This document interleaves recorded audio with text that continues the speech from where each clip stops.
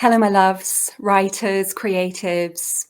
If at the moment you're wondering, how on earth can I live my full potential? Or how can I be consistent with my writing? Or how can I deal with an online audience who just isn't engaging with me? Then today's conversation is just for you, my friend.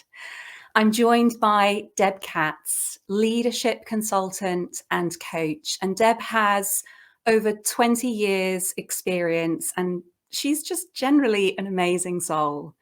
She's committed to helping individuals and organizations lead with authenticity and inspire others to do the same. She's also a partner with the Conscious Leadership Group, who have created 15 commitments. This book is an absolute gem. These 15 commitments are designed to help people excel in areas such as genuine expression of compassion, transparency, collaboration, and authenticity. And we're going to be talking about 3 of these commitments today. I'm so thrilled to welcome Deb to the broadcast studio.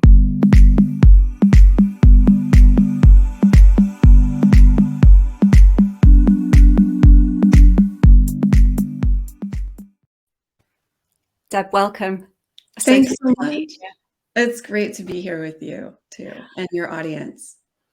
So I'm really looking forward to diving into these commitments. I thought we would start towards the end, actually. We're not doing them in order. So I thought we'd start with commitment 8, which is about living our zone of genius. And I'd love for you to talk a little bit about how we can really, as it says here, express our full magnificence, especially if we might feel that we're sort of committed to not doing that in a way, or we're struggling against internal, external barriers to really being in that place of full potential or zone of genius. Mm-hmm. Yeah, this is such a sweet one. I actually spend a lot of time in the beginning working with clients on what stands between them and living in that. Because sometimes what we want to do is, kind of rush ahead and kind of hack. Okay, great. I want to be over there. I want to be living in my full potential. And sometimes what can happen is we just chase our own tails trying to get somewhere else rather than trying to get right here in the moment. And sometimes what's right here is resistance or fear or unwillingness. Or a variety of different things. So, there is a method to the madness of the structure of the 15 commitments. So we don't talk about zone of genius first. We talk about it, like you mentioned, in the 8th commitment. Yeah. So I'll just take a back step in order to really get, to really see, to not just have it be a sticky on the mirror, of an intention of, I want to live in my genius. I want to live my full potential, but to really start seeing the changes in our lives. It really starts with the first 2 steps, which is really, what is it to take 100% responsibility for our lives, to really step out of blame and criticism, both of self and others or conditions, and to really get some facility and some lightheartedness to see how often we are blaming and criticizing and either taking more or less than 100% responsibility for our lives and our experience in our lives. And then it really, to really get into zone of genius, potential as you're calling it, really requires recognizing how righteous we are in a given time. And what I mean is sometimes I'm even right, about the ego's always wanting to be right about something, even about things where I wind up with the poor end of the stick. I don't know if I can curse on your radio. I can. Yeah. I was going to say, even sometimes I get to be right when I get the shit end of the stick, because I give myself sort of evidence of how I've always seen the world, which is sometimes I screw up. And the last time I screwed up, I get to be right. Sometimes I screw up.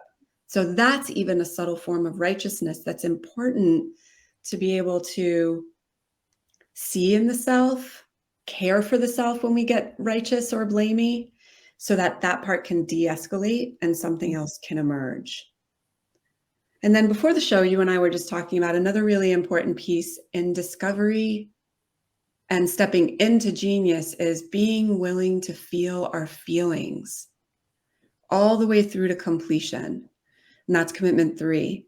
Because in order to really step into that iteration of self, where the petals are really blooming, requires the capacity to have range to feel sadness, because it will mean saying no to some things, maybe that you've been saying yes to for a long time, that are wrapped around identity.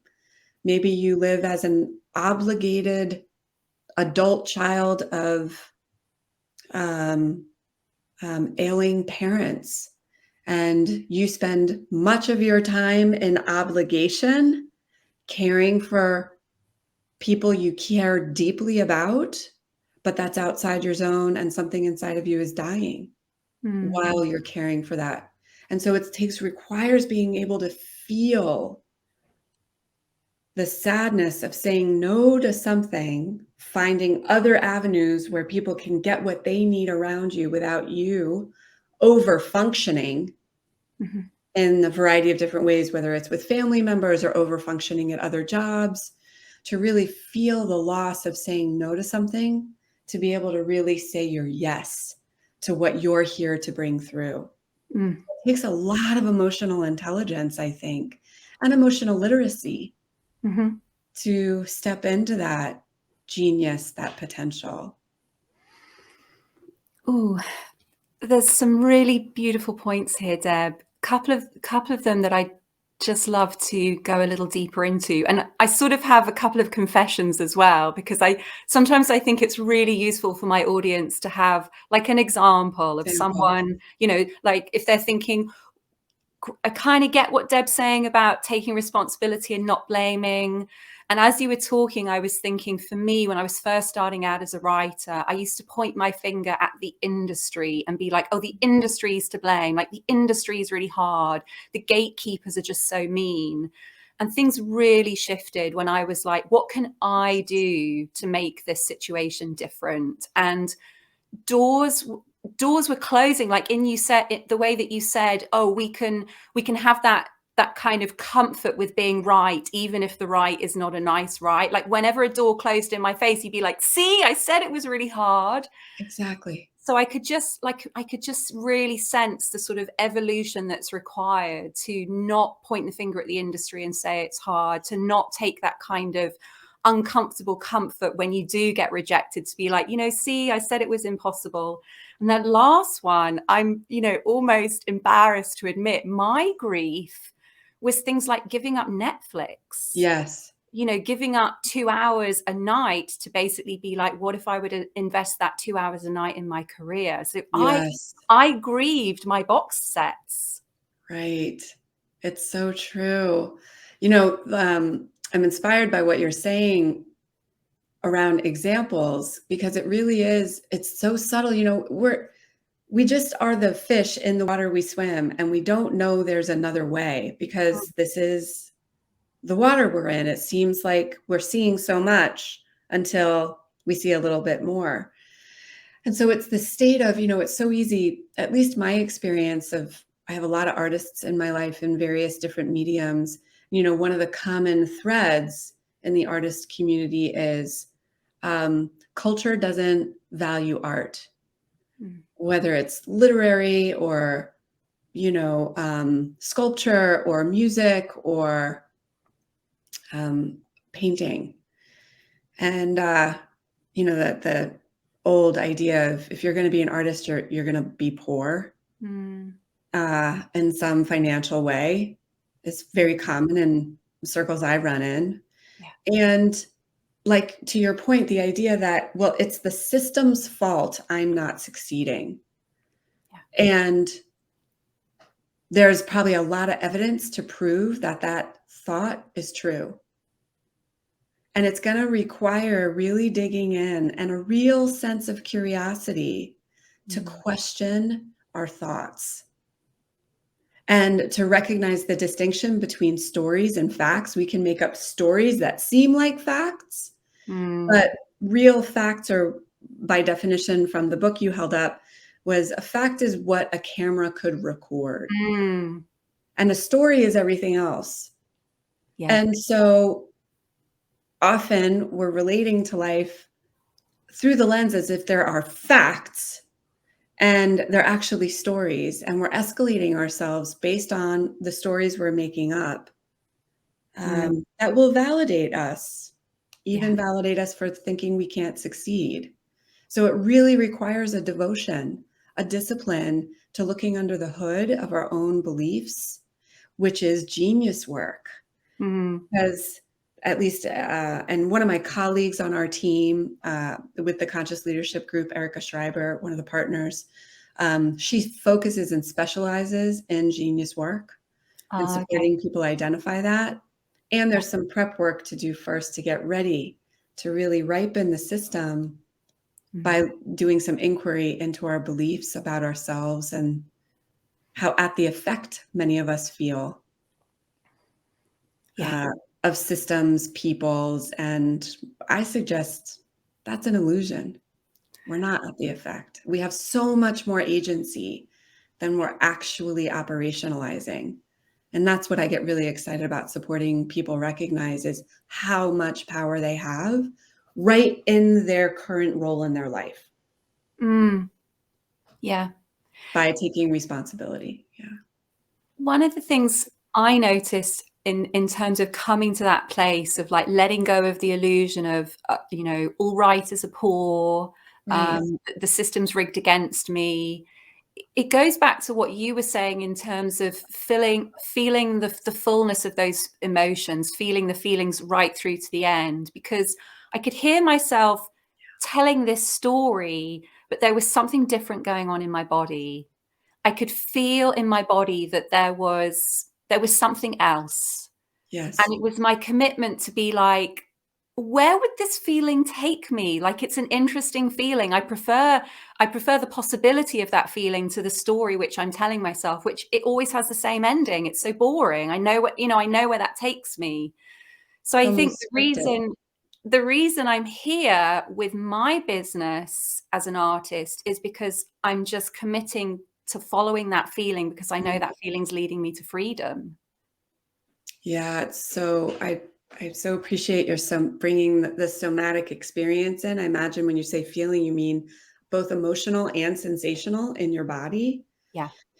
And Yeah. that takes a lot of courage, in my opinion, because so many of us are so heavy with the neck up intelligence, I was there. intellectual Yeah. prowess, and to start valuing emotional intelligence as a data set that helps us with decision making, and to value somatic intelligence Mhm. as a data set for decision making is really starting now to put attention on wholeness.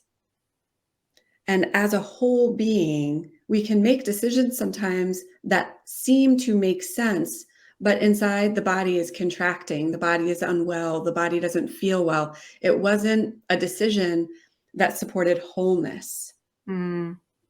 And, um, a lot of times too, we talked about sadness and grieving in order to step into genius. But the other side of that, and I think what you're pointing to is it also takes a willingness to feel our full aliveness, to feel our full creative, and we call it creative sexual energy.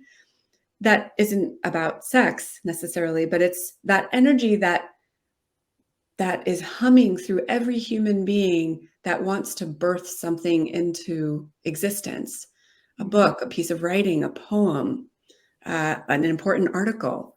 Um, that, and many of us have a lid on how alive we're willing to feel. We say we Mhm. want to feel a lot of aliveness, but that's transformative. That will change our lives to really live in dedication to our full aliveness, to our full potential. And so it's the most creative and I think destructive in service of creation force on the planet is that creative energy. Mm. And are we really willing to feel that sense of aliveness and take a look at the parts of us that aren't with reverence? with reverence, to really look at those parts that aren't yet willing, and what's the intelligence of that, and how can we support those parts relaxing Mm-hmm. so that more aliveness can flow through the system, more willingness. This wholeness, this whole bodiness, this aliveness, it's like it's nudging us onto the second area that I wanted to talk about, actually. So it's like, I love how this is happening really organically, because the second area I wanted to talk about was this idea of, so it's the sixth commitment in the book. And it's about practicing integrity. And as I was reading the sixth commitment, I thought this is so relevant for the writers who keep setting an intention to write, but then not writing. And I know that it's got something to do with this wholeness, this experience in the body. So I'd love for you to talk about how we can make these intentions or agreements or commitments. I know that you've got a distinction between those words, which I think is very interesting too, to show up, to write when we say that we're going to write, and what's stopping us if we say we're going to do it, what's stopping us from doing it. Yeah, that's so great. Let's start by talking about integrity, since that's what we're talking about, is commitment number 6, which is living a life of integrity. And that really is a technical term for us, in a way where what I'm talking about when I talk about integrity is not morality. It's not goodness or badness. I'm a good person if I wrote last night because I said I would, or I'm a bad person if I didn't. It's not about morality of right and wrong or good and bad. It's back to sort of what I was just describing around wholeness, or like an integer, a whole number. And what is it to live prioritizing the system's wholeness at the micro and even macro level? And one of the things that is primary to individual, and I'd say collective, but individual wholeness, is knowing when you have a yes to something and knowing when you don't.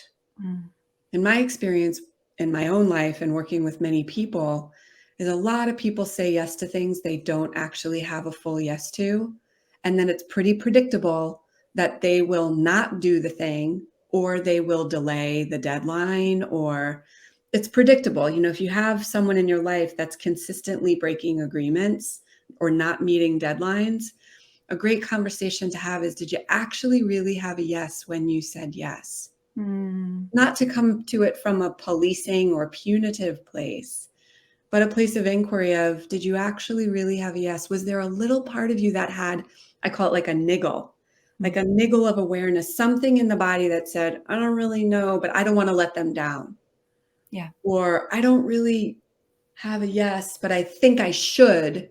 And if within the writing situation of no pain, no gain, that's a big one. So people will sit down and pain themselves through. And there's a certain amount of harvesting, outcome we can get through the motivational technique of pushing. But I would say it's not sustainable.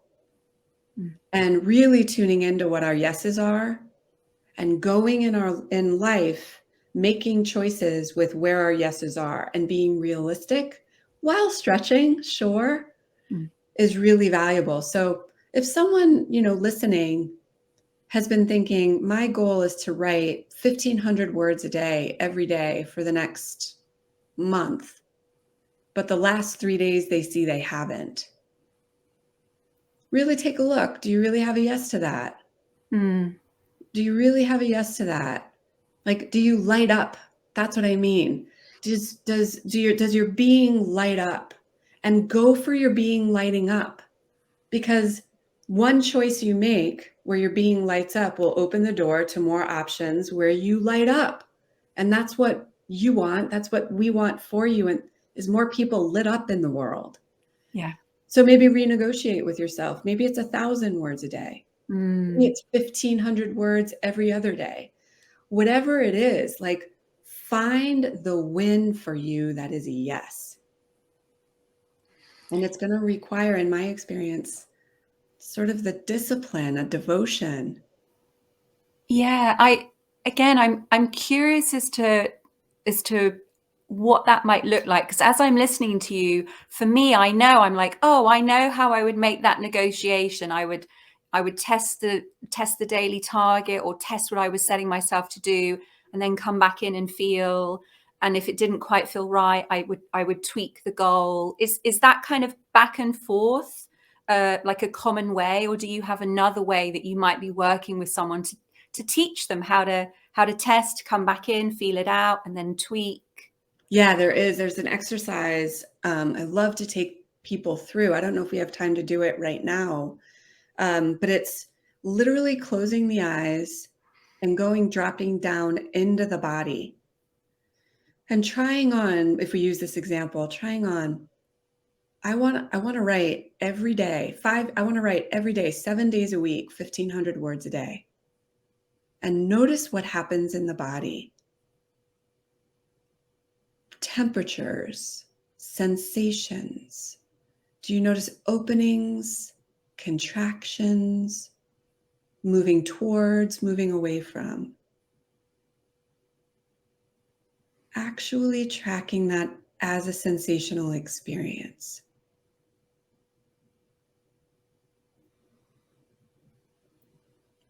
Great. And what did you notice with that, Gabriella? It was unexpected, actually, Deb, because that felt like a large number for me. Okay. Yeah. And so I was expecting a kind of, yeah. But it was very interesting. I asked the question, and I could feel the whole channel from like where my solar plexus is down to my belly button. I just felt like this opening and this rising, and I felt this. It was a thrilling feeling. I felt an inner Oh, excitement. Yeah. fascinating. Great. So let's jump in and try another one on, Mhm.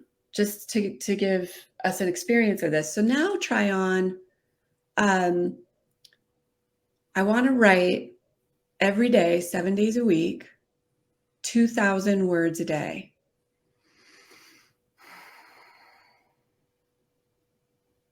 And again, we're not trying to make sense of any sensations. Just notice what happens in the body. Moving towards, moving away. Temperatures, energy up, energy down.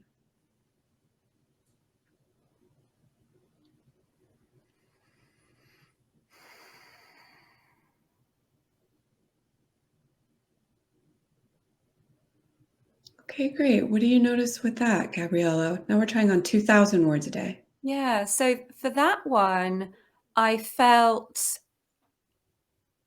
the the experience of just my insides settling. They just kind of they dropped, but it wasn't a kind of dropping, sinking like, oh, it was just like a Nice. settling. And I thought, oh, that's interesting. And then my mind was curious, and the mind was recognizing that that's the feeling I get after I've written. So it was almost like my body's anticipation of like, oh, this is how I'm going to feel after writing Wow.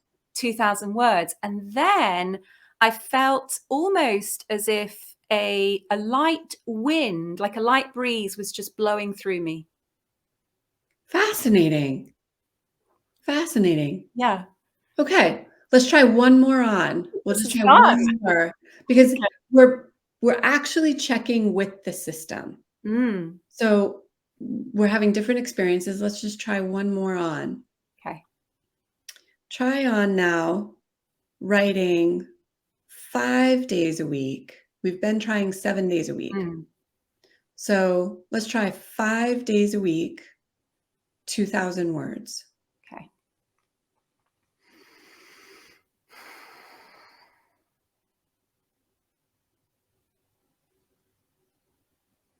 Again, dropping down into the body, into the torso, out of the head, and just taking notice of the sensational data.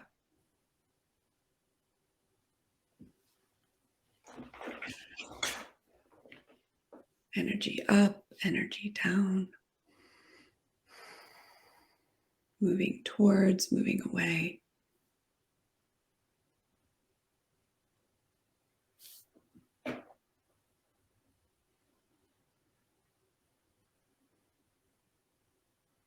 Okay. What happens in that experience?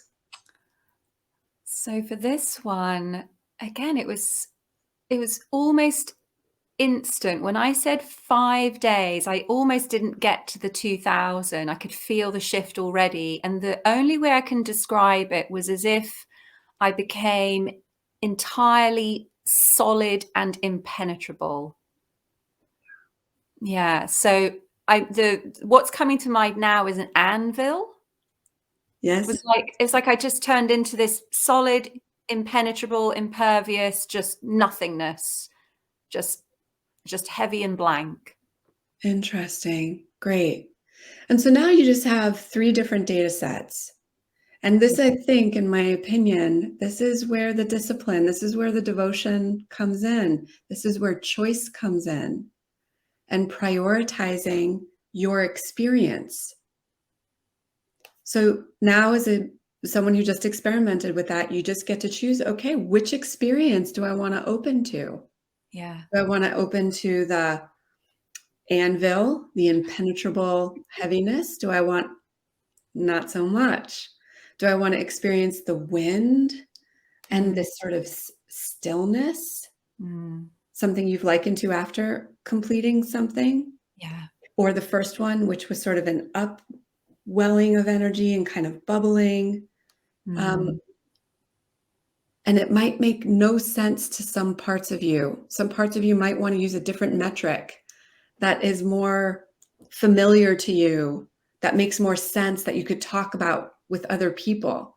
But it really is about prioritizing your own integrity, your mm, own whole body. Like, what if that felt like a yes to you? mm. And then does one have the courage to experiment with that, to turn that into the next experiment?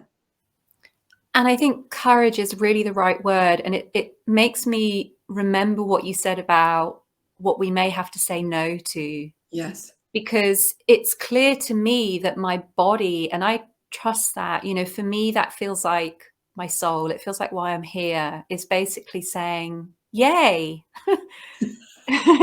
more time for writing. Yeah. Um, I I get a lot of work done, but it's always a much lower daily word count. But what Mm. I'm sensing is my body would like more. It's like I'm doing enough for my business, I'm doing enough for the memoir that I'm working on, but am I doing enough for my soul? Am I doing enough for my body? And I'm getting the message of like, no. It's like do some writing for the business, but then the body wants those 1,500 words. The body wants those 2,000 words. Fascinating. Yeah, so that's one of the exercises I Yeah. share with people to help identify how to get into integrity. And not only by creating these lists and things, but tuning into where's the energy rise. Mm, So many people are, complaining they don't feel enough energy in their lives. They want more energy. Well, one of the reasons I think we experience that energy depletion is we're doing a whole bunch of shit outside of our lane that we don't really have yes to in our lives, that isn't our soul's calling. yeah. And it will require sometimes reorganizing our lives insignificantly and sometimes more significantly, Yeah. um, to prioritize that experience of aliveness, of integrity. Yeah. This is gorgeous. That was such a great exercise, and I hope that people listening, watching, were able to find their own version as they were tuned in.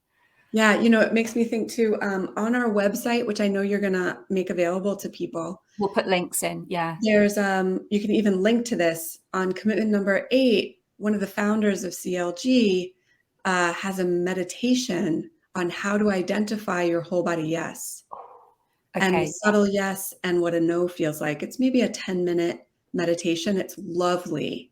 Great. So that could be a resource for Yeah. folks. Wonderful. I'm glad you mentioned that, Deb. We'll definitely link to that, to the meditation. Let's cover one more area. Yes. I want to talk about the writer, even the coach, the entrepreneur, and I get this a lot, they're online and they're committed to building an audience, they're committed to building a following. And of course, to be honest, that was one of the reasons I came to the book, because I see that being online and growing a tribe is about stepping up and being a leader. And the first commitment in the book, as we've already mentioned, is about taking responsibility. And I'd love for you to talk a little bit about, if we're not getting that engagement online and we're like, oh, no one's commenting on my content, like, I'm putting stuff out in Twitter and it just feels like it's a big black hole and I'm invisible. And again, we're kind of shaking our fist at the algorithm. We're really pissed off that our content hasn't gone viral. Yeah. It's not my fault. I'm trying so hard. So what would your approach be to someone who's really struggling in that place?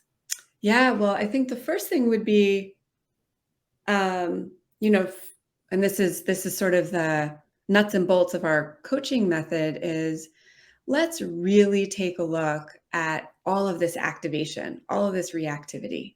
And the idea being, first of, it's so easy to point our fingers out and also in, but that doesn't really seem to change results, all that finger pointing in life. True, yeah. And so what's another strategy other than finger pointing?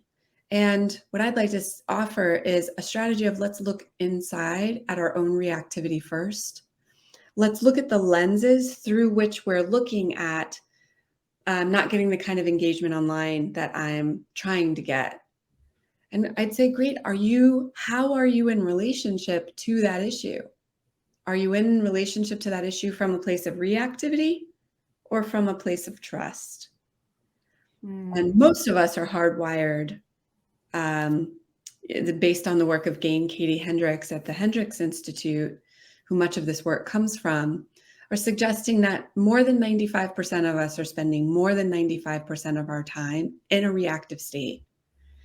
We're hardwired, to scan the environment for a potential threat. And in this scenario, the threat is, I'm not getting the numbers, the algorithm is off, and I'm not getting the engagement I want. Great. Let's play with this from reactivity. Let's not skip over the reactivity. There's a lot to learn from the reactivity when it shows up. And so might have somebody get up and explore this lightheartedly with a tool we use called the drama triangle, and really just playfully let it rip, just vent all the self and other blame. And then start to explore, okay, because that's sort of like, we'll flush the pipes. Not skipping over the reactivity is really important. We're all so heady and we think, okay, I gotta not be reactive. So how can I not be reactive, and what's the most conscious or enlightened way or business savvy way I can approach getting more hits to my writing? That's one way to do it. And I'd say that's probably a temporary fix. Yeah. So let's look at the reactivity. Let's play with the reactivity. And then one of the ways we can play with the reactivity is, okay, so Gabrielle, if you are going to be somebody who was complaining, I'm not getting enough traction on my website, I would say, okay, great. Imagine that you are a professor at one of the most prestigious schools in your area. And you're going to teach a class on how to have less traction on your website than you want. And I've got plenty of traction on my website, but I want to learn. I'm coming to your classroom, and can you teach me, what do I have to say or not say? What do I have to do or not do? What do I have to believe or not believe in order to get that same outcome? From this game now, this is radical, I think. I want to own with your listeners. What I'm suggesting is a radical idea of taking 100% responsibility for our outcomes. Some of your listeners might be upset with what I'm offering, and I welcome that. Yeah. But playfully, lightheartedly, really, what's the recipe? Like a 3-lesson, 3 things in a lesson plan, so I could also not have the traction I want on my website. This is, I'm game for this, Deb, and I just want to say, like, already what's come up is how quickly it shifts it from that reaction phase. Because For me, when I feel like I'm in reaction, there's a lot of fear there. My defenses go up. I can really feel that tension. Yeah.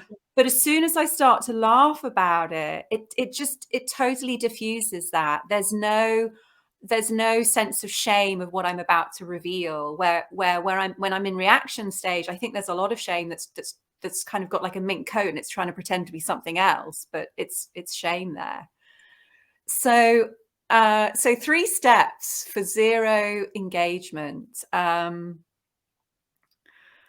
would say step number 1, be so pissed off with your audience that you don't even share anything, that you're Uh, just like, "Oh, I'm not even gonna bother." Yeah, like, you know, "I'm over you guys, like, you're not even worth my time, I'm not even gonna share any content. I'm not even gonna put that's anything great. new out there." That's great. So, Yeah, Professor, what I hear is be so pissed off with the outcome, withdraw and stop offering content. yeah. Great. What's another thing, Professor Blandy? I yeah. Oh, okay. To to allow your ego to take over and to step into a place of total manipulation.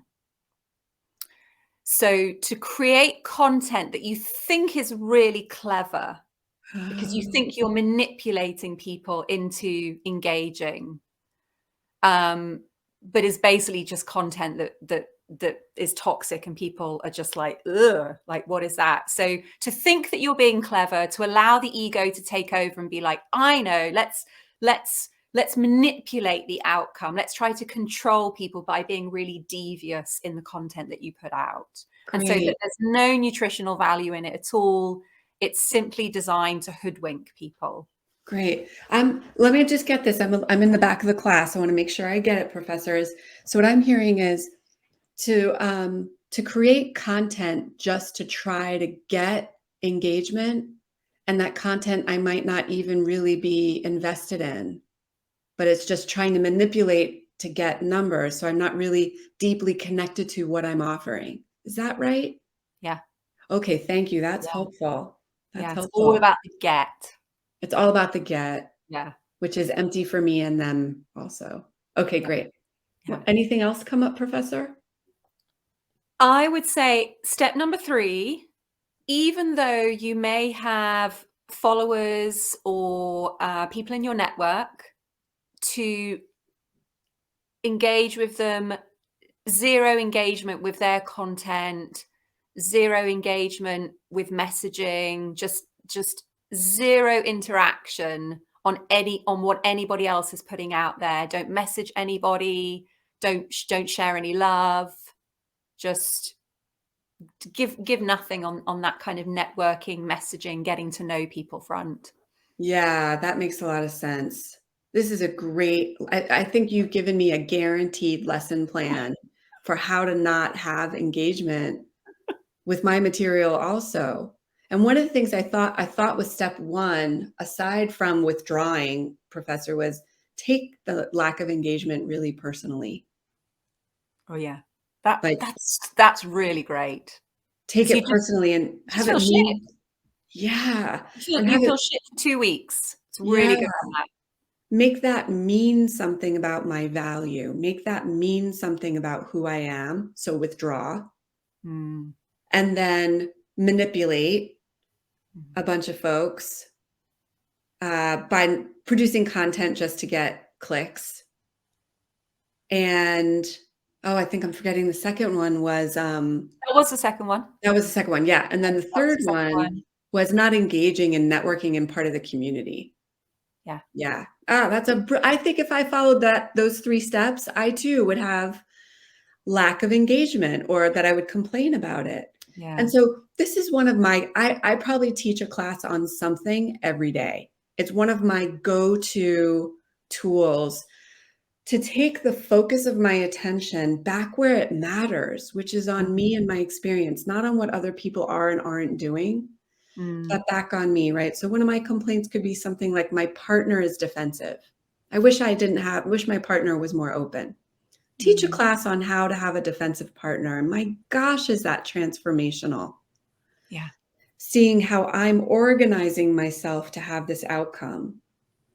Now, how other people behave is outside my control. Granted, however, to really take a look at how am I showing up in life such that I get this outcome I'm complaining about, this is radical. I think it really gets to the root of, and it really brings the power back where it belongs, which is in your hands, my hands. And the whole concept of teaching a class, like it's just enough to allow the brain or allow the ego to soften. Get a little space, a Yeah. little perspective from how entrenched we get with believing we're right about how we see something. Because I imagine if, and I'm certain of this for myself, I love to get defensive and close down and fix my mind. I love to be in that place. Me too. It's a go-to. It's a Yeah. go-to. So if my coach were to say to me, well, in what way are you responsible for those results? I'm already like, I'm not. But if it's like teach a class, already I'm like, oh, this is a safe arena. It's a It's fun, it's game. safe. Yeah, let's gamify it. Absolutely.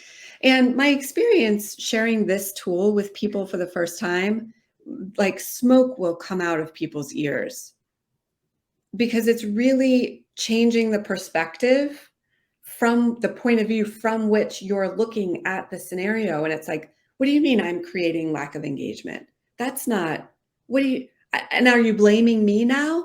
Mm. No, it's not about blame. It's about learning. Mm. It's just about creating some more space to look at something from a different angle so that we might see something we haven't seen before. And that's what I think is at the heart of creativity. Yeah. Yeah.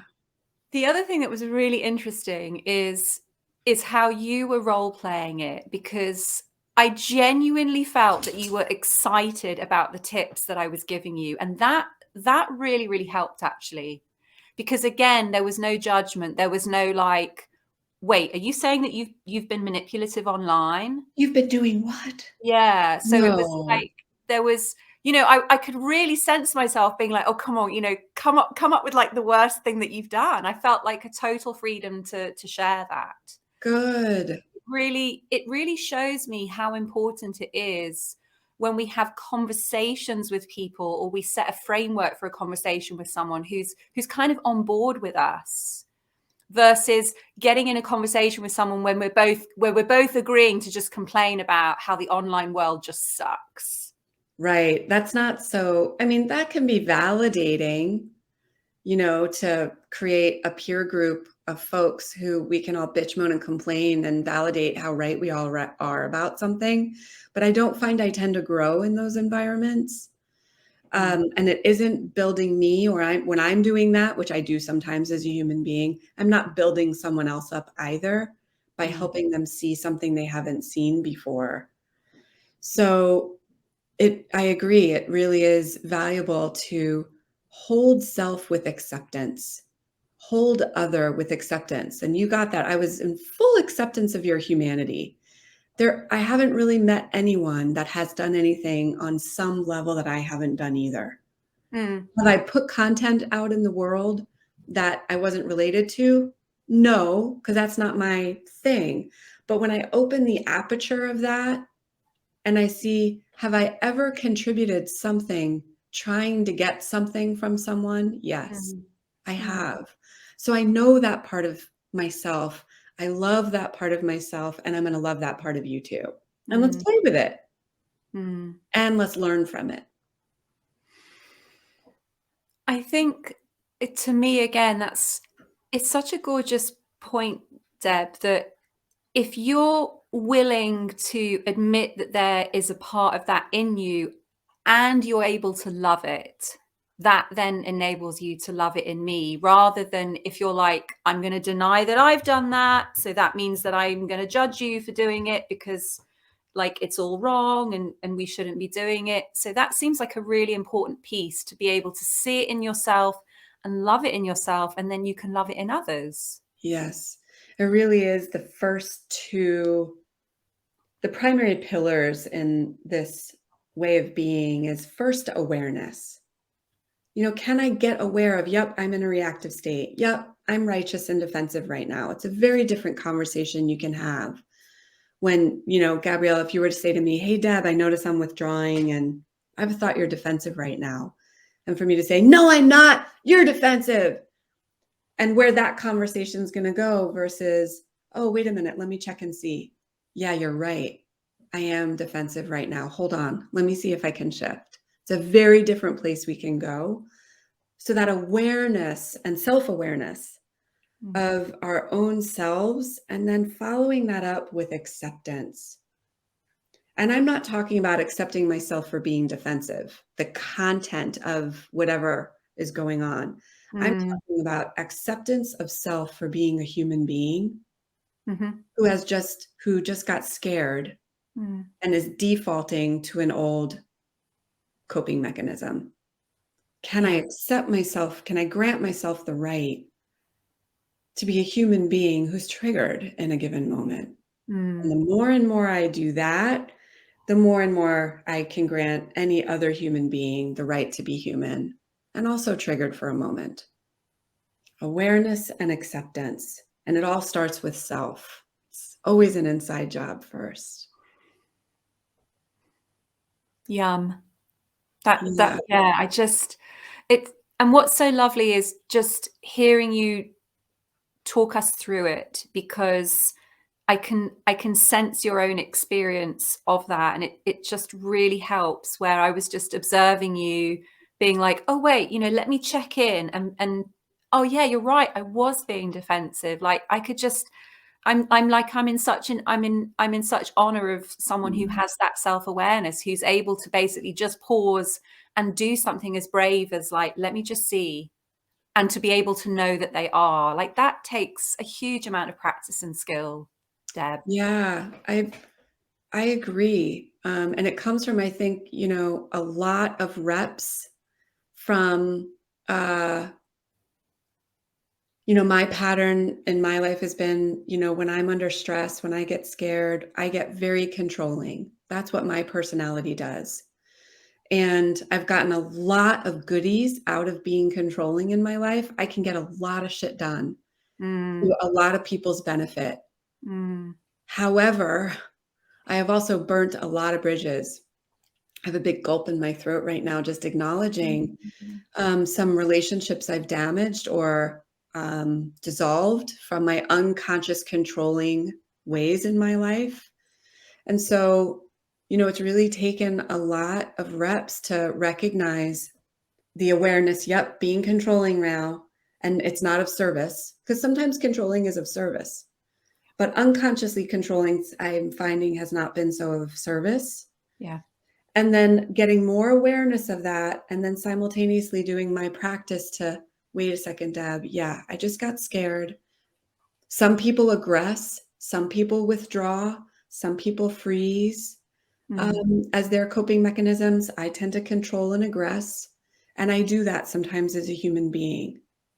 And to learn to accept myself for being a human being who learned very young, sometimes controlling helped. yeah. But as an adult now, that as a default isn't of service.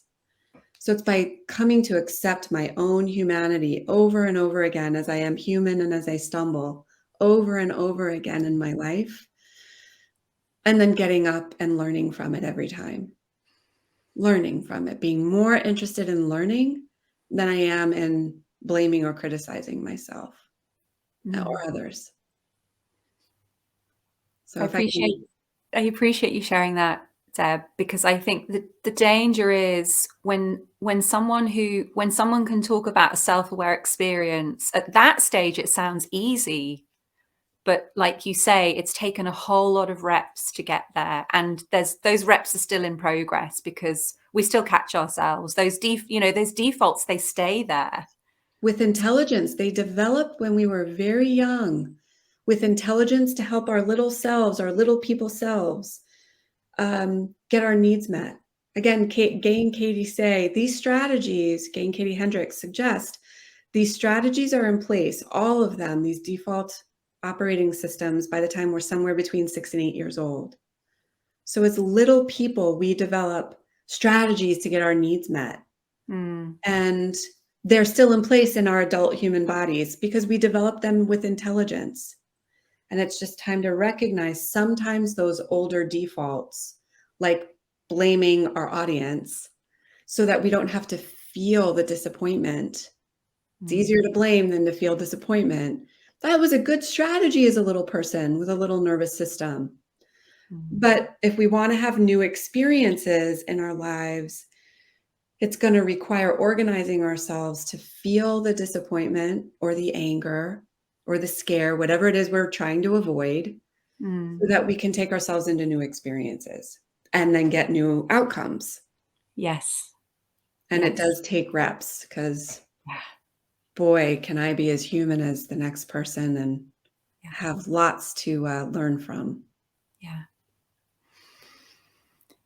This has been really delicious, Deb. For me too. I'm glad. It's for me, I've enjoyed chatting with you. I know that the viewers are really going to get a lot of value from today's conversation. So it really meant a lot, firstly, to be able to chat with you about all of this, but also to be able to share you with people who may not be aware of what you're doing, what the Conscious Leadership Group is doing. So we're going to be sharing the links below. The meditation, was it Erica that you said did the meditation? No, the co-founder, Diana Chapman, has a meditation on the resource page. I can get that to you. It was so Erica was the Zone of That's Genius. right. Okay, I knew there was an Right. Erica in there somewhere. That's So it's right. Diana's meditation, Erica. I'm gonna put the Hendricks Institute as well, because you've mentioned that a couple of times. If people are like, "What was that? That sounds interesting." Put your website, and we'll put the Conscious Leadership website as well. Great. Yeah, it's a pleasure to be here with you, Gabrielle. And my heart goes towards all the listeners who are endeavoring to bring themselves fully to life and putting attention on their own life and their own awareness in order to be that which something new can emerge through. So I'm cheering all of you on, Gabrielle, and your whole tribe. Thank you. And I hope this was valuable in some way. I'm sure it will be. And let's just put a call out to people who are watching. Let us know your takeaways. Like share what spoke to you in today's conversation. If you want to play the game, if you want to teach us something, you're more than welcome to teach us 3 top tips in an area that you would like to figure out how to take some responsibility. So feel free to play the game, or simply feel free to share what resonated today. Or perhaps you got a question. Perhaps we said something that feels challenging and you want to question us around that. So we are open to comments. Thank you so much, Deb. I really appreciate your time. And I look forward to potentially having a round 2 one day. So if you're open to that, that would be amazing. I'd be delighted anytime. Thank you. Thank you so much. And thanks everyone for watching till the end.